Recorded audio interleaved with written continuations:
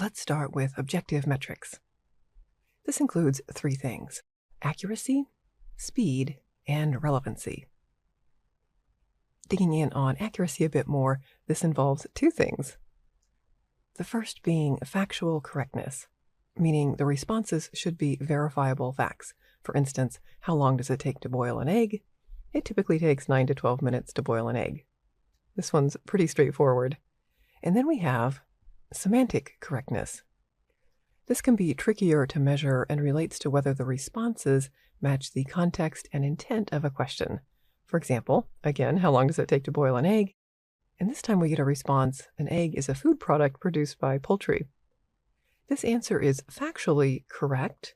An egg is a food product produced by poultry, but it's not semantically correct because it doesn't answer the question that we asked.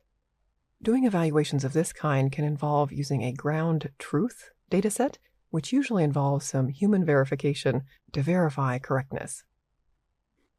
Our next objective is speed, which is simpler to measure. This can also be broken into two parts. We've got processing speed, how long it takes the AI model to generate a response. This is largely dependent on the infrastructure that supports the AI model. And then we have response speed, or how long it takes for a user to receive a response.